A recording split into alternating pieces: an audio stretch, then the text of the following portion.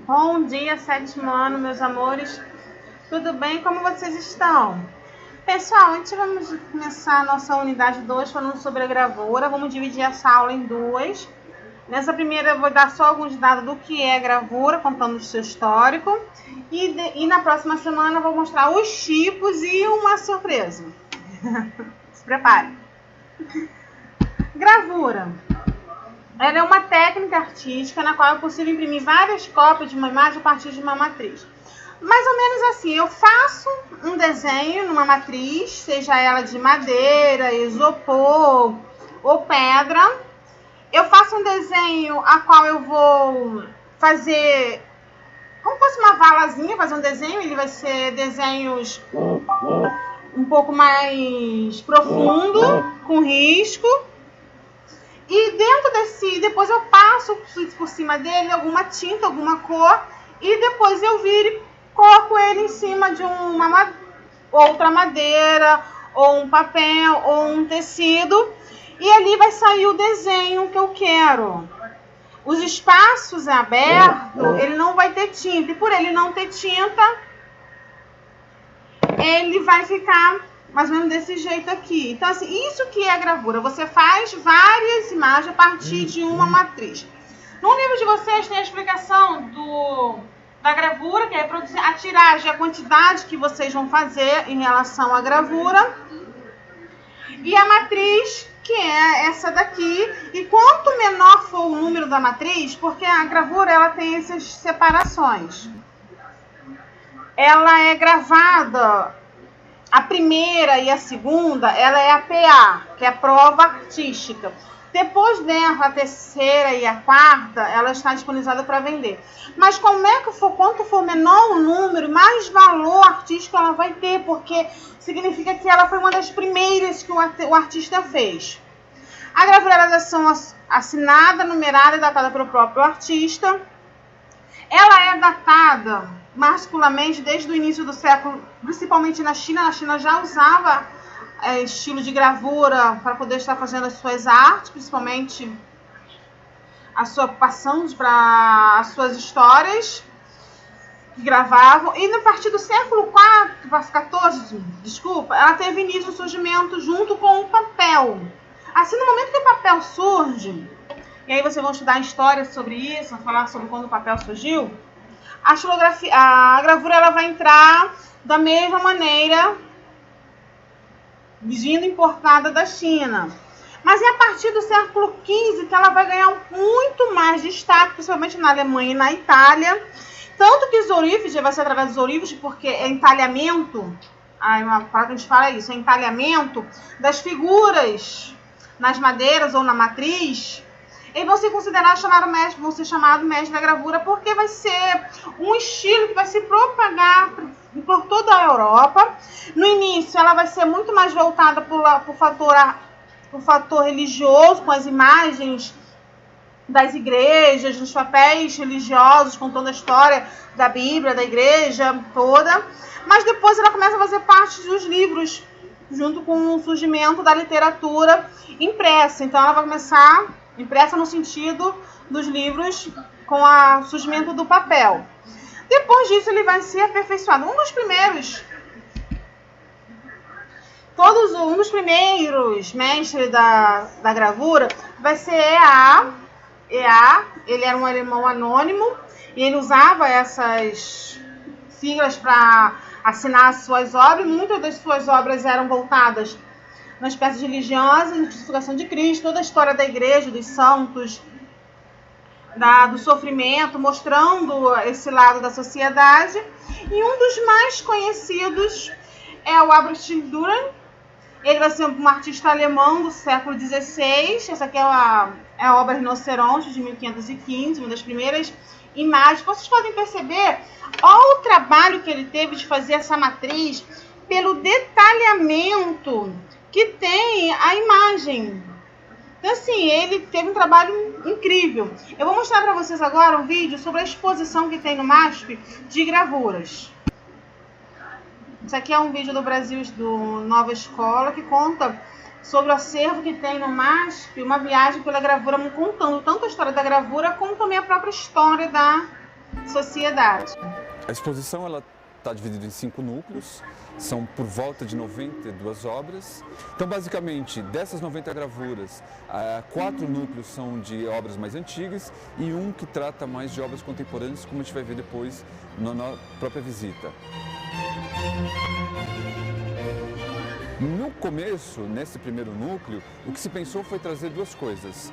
Os gravadores mais antigos, então aqui as primeiras gravuras datam por volta de 1500, e a segunda questão são temas que estão ligados a muito esse mundo, que são obras religiosas, de cunho bíblico ou cunho ligado à história de santos, ou na outra chave também ligado a isso, temas de mitologia greco-romana.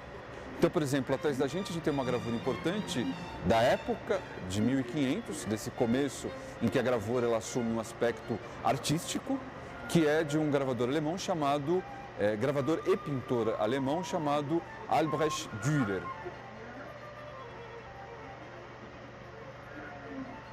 O segundo bloco são paisagens, são cenas a céu aberto, que começam a aparecer na gravura propriamente como quando ela se desenvolve também em pintura. Essa gravura do Callot, que é um gravador francês, aqui no caso a imagem foi feita por volta de 1630, e o que se diz é que essa imagem que mostra Paris, né, a gente vê aí os barcos no rio Sena, à esquerda a gente vê ruínas, né, muito dessa cidade antiga, Paris, e do lado direito a gente vê propriamente o prédio que a gente conhece Olha o hoje, detalhamento que ele teve, falou de fazer a imagem. Parece mais um desenho feito à mão do que ele ter feito uma matriz e ter colocado. A gente vê nessa parede 3 gravuras orientais, 3 gravuras japonesas, chamadas ukiyo-e. Todas elas são feitas em madeira, são xilogravuras. Aqui nesse caso se trata de um ator, né?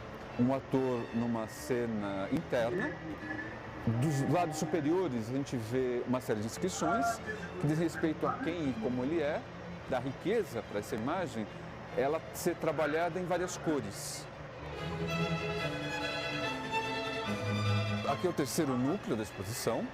Esse núcleo é chamado de gravuras de gênero, justamente porque muda o assunto, basicamente são temas do cotidiano, e aqui a gente poderia usar um exemplo dessas gravuras de cotidiano, mostrando 2 artistas espanhóis que fizeram obras mais ou menos na mesma época. Nesse caso, o Noserré, ele faz esse álbum de gravuras por volta de 1795, o Goya, o principal artista espanhol do fim do 18 e começo do século 19, e ele também fez uma série por volta de 1815, 1816, uma série de 40 gravuras, mais de 40 gravuras sobre touradas. E ela ganhou um caráter muito mais dramático, né? E essa relação mais direta do embate, né, da cenografia, da cena fechada entre o homem e o animal. A gente pode falar então aqui no quarto núcleo, esse núcleo um núcleo chamado A Visão Interior, que é um núcleo que trata basicamente de expressionistas. Aqui a gente tem uma imagem da Kate Kollwitz, que era uma gravadora alemã, como ela joga com uma espécie muito mais intimista, sofrida, interiorizada, desse tipo de imagem. Bom, então aqui é o último núcleo da exposição. Esse núcleo são chamados contemporâneos. E a gente pode usar como exemplo aqui o Endo, Susumu Endo, um gravador japonês. É uma série que ele faz chamado Espaço Espaço, ou Space Space, né, o título que ele propõe em inglês. Essa série data de 1980, que aqui no caso o Endo ele propõe, do ponto de vista dessas novas tecnologias, uma mistura das técnicas. Então ele usa fotografia, ele usa litografia e usa computação gráfica. Nesse sentido, o final da exposição são várias imagens, até um Leon Ferrari, que tem uma chave muito mais dadaísta, que você trabalha colagem, que já é uma técnica muito mais surrealista, dadaísta, que trabalha com colagem e fotocópia, nesse sentido de junção e sobreposição de imagem, o que significa, evidentemente, uma perda da referência das técnicas tradicionais.